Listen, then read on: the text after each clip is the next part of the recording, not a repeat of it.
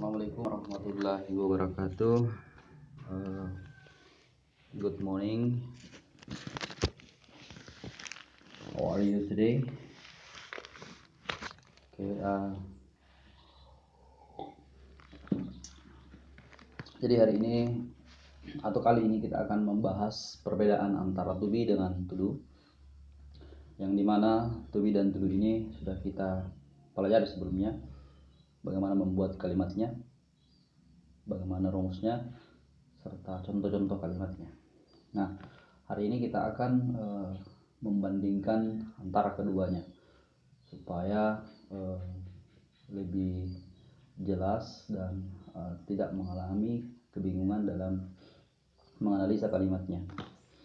Yang pertama kita lihat ada to be. Contoh kalimatnya adalah I am handsome, ya. Ini fakta ya, fakta. Ada. Kemudian yang di sana I like English. I like English dan I am handsome. Nah, di contoh yang to do ini dia tidak masuk, tidak ada kandungan do dan teman-temannya di sini karena memang do itu digunakan pada umumnya. Do digunakan untuk pertanyaan dan penegasian atau kalimat negatif. Walaupun terkadang kadang digunakan to do juga pada bentuk mengkonfirmasi atau penegasan, menegaskan sesuatu. Baik, kita lanjut. Jadi I'm handsome ini adalah merupakan kalimat yang positif, ya, kalimat yang positif yang dimana subjeknya yaitu I, kemudian dia menggunakan to be am, kemudian ada objek yang merupakan adjective. Oke. Ya. Sementara di sini ada subjek, kemudian ada kata kerja, kemudian ada objek, ya, yang berupa noun, noun. Nah, seperti yang kita bahas sebelumnya bahwa kalau to be dengan to do itu kalimat, struktur kalimatnya berbedanya pada kalau to be itu kan dia kalimat ini ya, kalimat ini adalah kalimat nominal, sedangkan ini adalah kalimat verbal. Verbal itu dimana kata kerja intinya adalah kata kerja, sedangkan di sini yang intinya adalah menggunakan to be.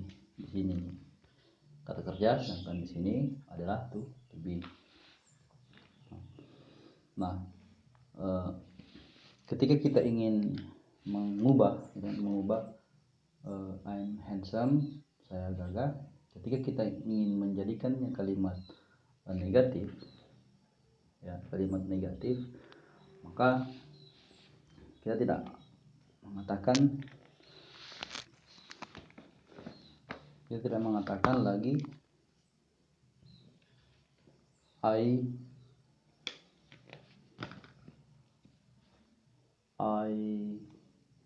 am not handsome, ya. Ketika kita ingin mengubah menjadi kalimat negatif, maka akan seperti ini bentuknya, ya, kan seperti itu bentuknya. Jadi tinggal ditambahkan not saja, ya. Jangan lagi mengatakan I know handsome itu salah. Tapi memang struktur kalimatnya yang benar adalah yang seperti ini.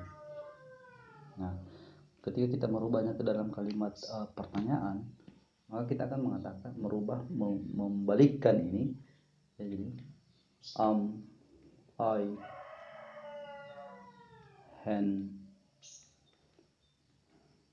handsome, ya, ini ketika dalam bentuk pertanyaan, ya, am I handsome, gitu.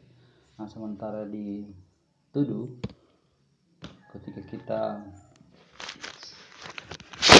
kerja ini kayak I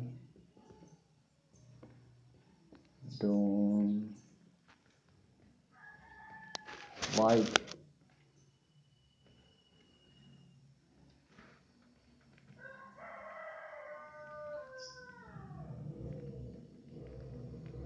English.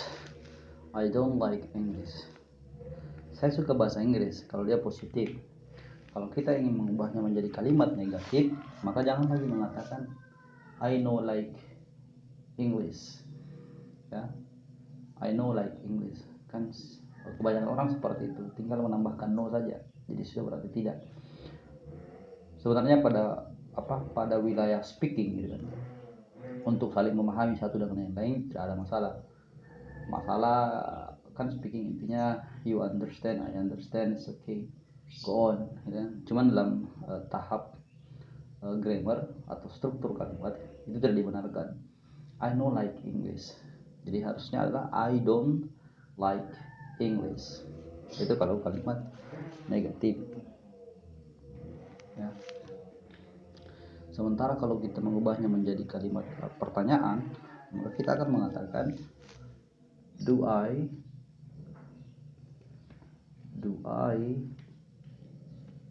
like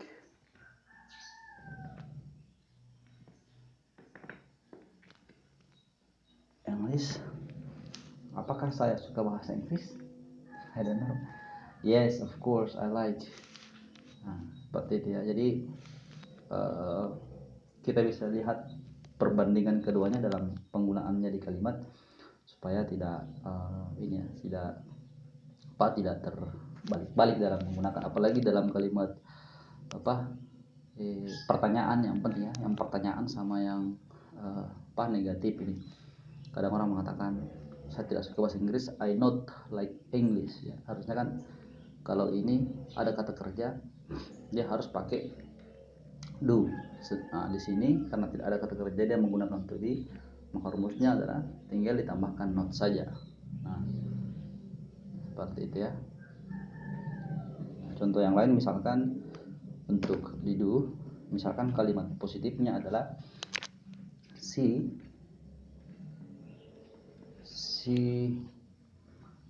plays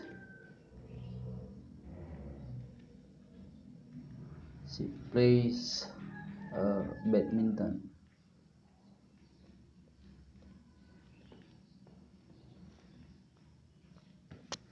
Ini kalimat positif. Nah, ketika kita ingin mengubahnya menjadi kalimat negatif, sekali lagi saya katakan jangan mengatakan she not play badminton, tetapi she doesn't play badminton.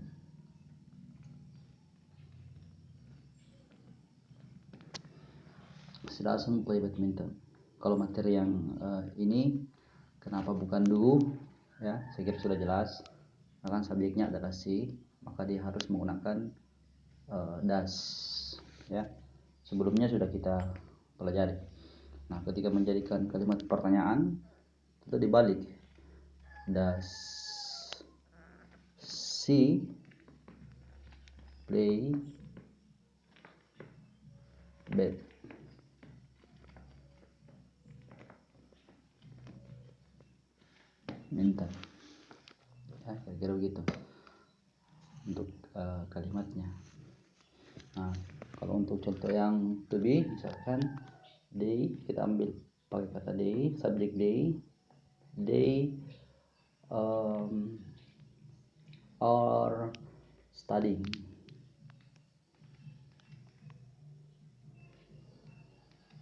They are studying. Nah, ketika menjadikan kalimat negatif, they are not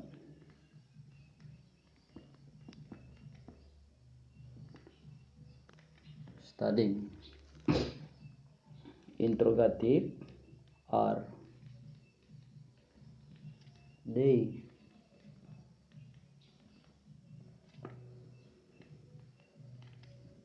studying, kira gitu.